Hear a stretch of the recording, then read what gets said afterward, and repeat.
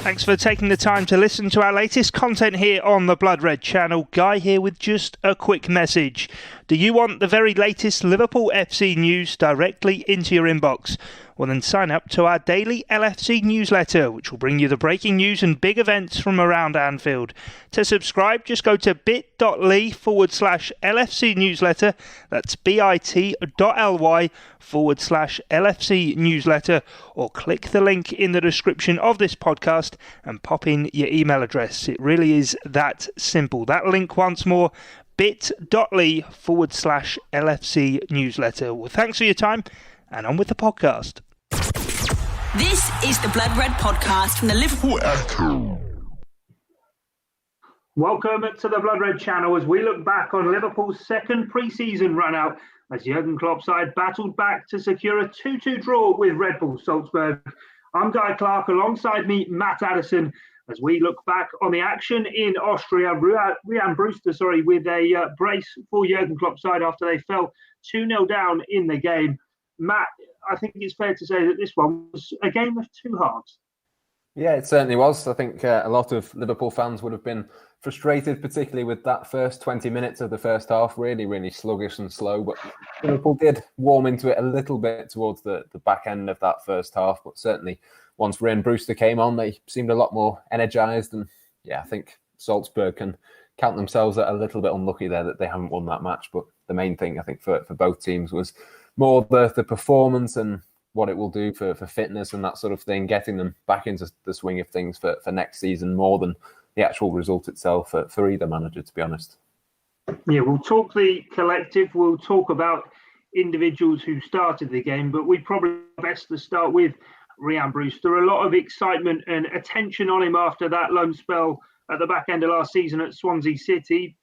Both pre and post lockdown, he was looking sharp for them, and now 3 goals in just two pre-season run-outs. He's looking like a man who's got plenty to play for and looks as though he's really wanting to prove himself.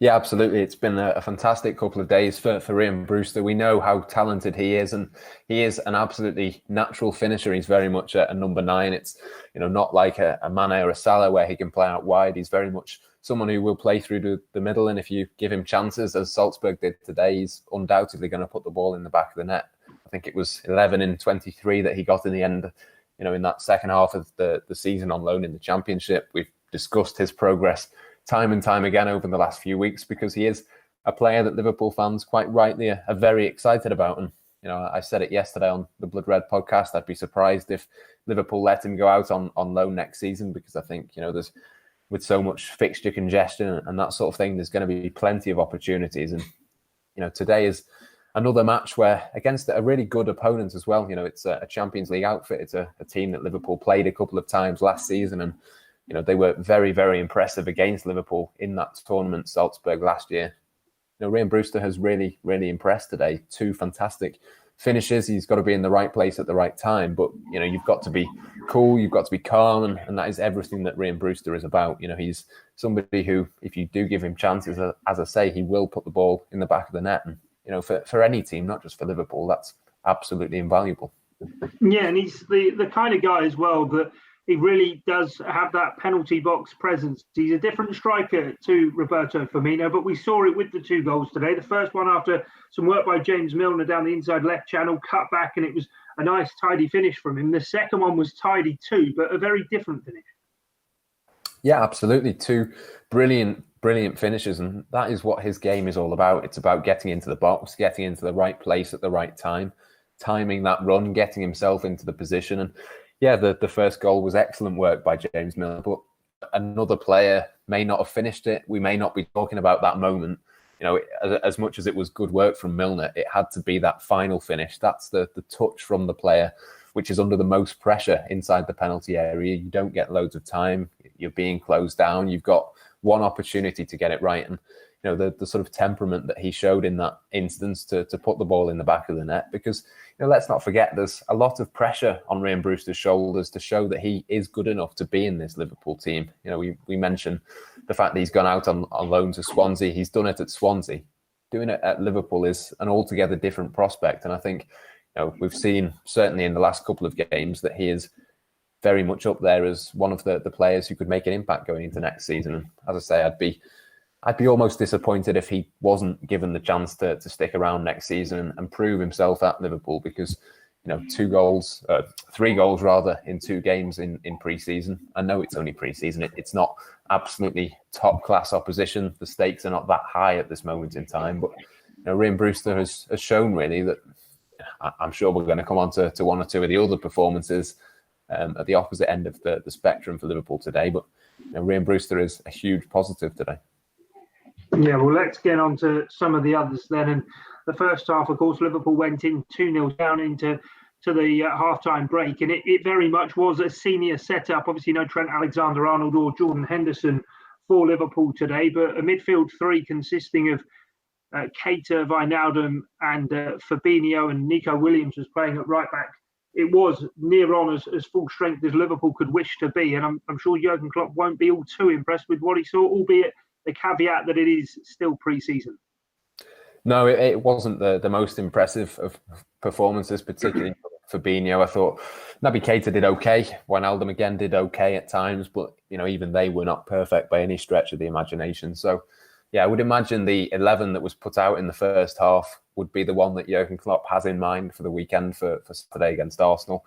Potentially someone like Curtis Jones could come into that, but I think the 11 that started the game today would have been the team that he has in mind. I'm sure that won't have changed if that is the case. He's not going to take a knee-jerk reaction to this performance today by any stretch. But Fabinho, I suppose, was the most disappointing one, because we know how good he can be and how effective he has been for Liverpool. But yeah, today for whatever reason, he was just nowhere near the level that he needed to be, really. And yeah, he almost seemed to get overrun a little bit at times, took a few too many touches and looked a little bit slow across the ground as well. He's a player that does tend to get about the pitch quite well normally.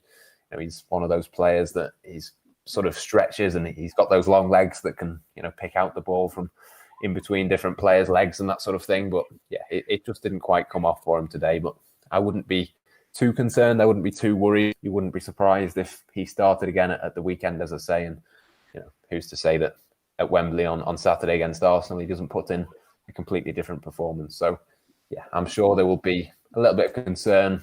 The likes of people on Twitter and things like that, I'm sure will sort of go over the top a little bit with the criticism for that performance today, because to be fair, it wasn't the best that we've ever seen from him. But look, long term, we know how good he can be, and he is one of the best in that position in the world. So I'm sure he'll bounce back.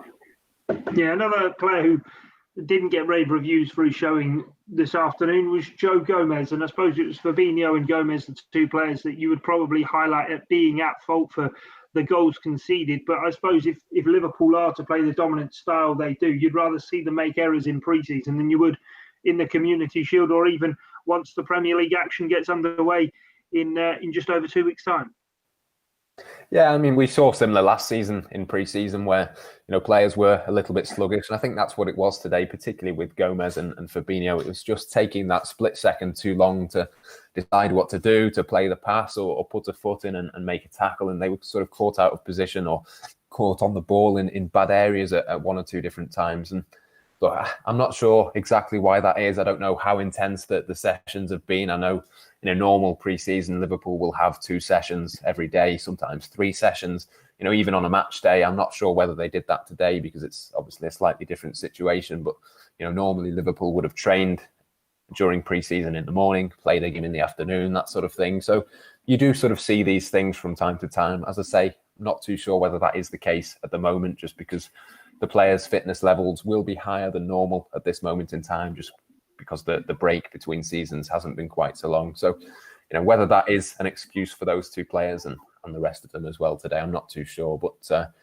it's not something to be too concerned about, because, this time last year, Liverpool fans were in a similar position. There was a few different worries going into the season. You think of the defeat in the Community Shield, and then look, how many games did they win on the trot going into that start of the new season? It wasn't an issue at all. So, yeah, as I say, I wouldn't be too worried about it. I think that the time to be worried is once the competitive fixtures start, the season settles down and Liverpool get into their rhythm. I'm sure they'll be back to their usual levels by that time. Yeah, well, Ryan Evans has got in touch with us. Is quite worried whether we'll start the new season how we started last season or not. The ending of the season wasn't too good. Of course, the end of last season, once Project Restart got underway, and says new start, new motivation. Well, we'll have to see. One thing I picked out during the course of the game, Matt, that we did watch together was Liverpool implementing that high line that they really brought in last season. And Virgil van Dijk, very uncharacteristically, getting caught out a couple of times, but was let off the hook, I suppose, by the assistant referee raising his flag on a couple of occasions. Yeah, we know it's a high-risk, high-reward strategy for Liverpool. On one or two occasions, they did get it wrong, and unfortunately, the assistant got it wrong as well. But yeah, it's a strategy that Liverpool have done successfully now for 2 or 3 seasons, particularly that very, very high line.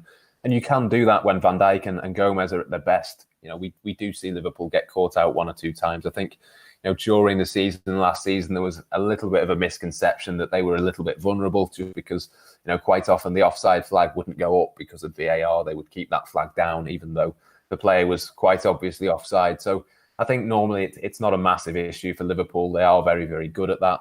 But Dijk and Gomez are both very quick when they need to be. I know today was slightly different, but as I say, there was a little bit of an off day from the midfield as well. I think that ties into it. Obviously, you can only have a high defence once the whole team has pushed forward. And it's sort of that defensive unit, if you like, right from Firmino at the top. He, again, wasn't particularly brilliant today. It's sort of a collective thing as much as anything. So, yeah, on the day, Liverpool did get away with it a little bit, but I wouldn't be surprised if they were a lot better and a lot more used to playing that high line once the competitive season begins again. Yeah, a few people getting in touch about the defensive issues today. Ian McSherry says, got a taste of our own medicine getting pressed first half and looked very uncomfortable. Virgil van Dijk did have to go off during the course of the game. Of course, we're yet to hear from Jurgen Klopp, but just imagining, Matt, that one was precautionary more than anything. Of course, he took that bang to the head, but you'd imagine that the plans were already going to be to replace him around the hour mark as it was. Yeah, I would think so. Again, it's not too much of a worry. I don't think it was a nasty little cut. I think he just banged his head against one of the defender's elbows from Salzburg. So it's not one that you like to see. And I'm sure it was a little bit painful for him, but it's one of those where I think, even if he needed a couple of stitches, he should be okay, I think, for the weekend. But yeah, as you say, I think he would have probably been taken off around that time anyway, just with the game at the weekend in mind. We saw plenty of changes, certainly the last few minutes. I think, 5 or 6 substitutes came on at the same time for Liverpool. So he wouldn't have played the full 90 minutes at this stage of pre-season anyway. As you say, a precaution more than anything. And yeah, look, he's a big, strong defender. He's not going to be put off, and I'm sure he will be back in the starting lineup. I might be proven wrong and might be made to look very silly here, but I would be very, very shocked if he wasn't in the team at the weekend. Yeah, just final point before we round things off and looking ahead to the weekend. Looks again as though Liverpool will be without Jordan Henderson for that match. He was in the crowd watching on, and you do get that feeling today, perhaps with that rustiness of what Jordan Henderson brings to the team rather than just his own personal performance. But the lack of complacency he allows to set in, and maybe Liverpool perhaps will miss that whilst he's still on the sidelines. Yeah, I don't think it's necessarily complacency. I just think it's that tempo within matches. It's, him dictating the play and sort of making sure that everyone's doing their jobs and is keeping concentrated. I don't think Liverpool are going to have a big issue with complacency heading into next season. They know how much of a challenge it's going to be from certainly Manchester City, but Chelsea and Manchester United as well, I would imagine. I don't think complacency is ever going to be an issue for this Liverpool team. I don't think they've been at the top level for long enough for that to be a problem just yet. But yeah, certainly Jordan Henderson, I don't think would have accepted, shall we say, the standards that Liverpool were at in the first 20 or so minutes. I think certainly he would have been booking orders. We've seen, obviously, whilst there's been no fans inside the stadium, I know there was around 1,000 or so in there today, but we've seen just how vocal Jordan Henderson can be, and that is his job. His role as captain is to make sure that those orders are barked out, and he is very, very good at that. So, yeah, look, we know how much of an influence and a leader that Jordan Henderson is for Liverpool, but I think just as much his ability on the ball and his ability to dictate the tempo of a game would have been really influential, particularly against a team like Salzburg. We had the comment before about how high they were pressing and that sort of thing. I think, Jordan Henderson would have been well, he pretty much always is a certainty to be in the Liverpool team, but he certainly would have been in there today, I think, had that been a competitive game that he was fit for. So, yeah, another little reminder, I suppose, that Jordan Henderson is a key component of this Liverpool team. But, yeah, hopefully he's not out for too long, and hopefully he can be back sooner rather than later.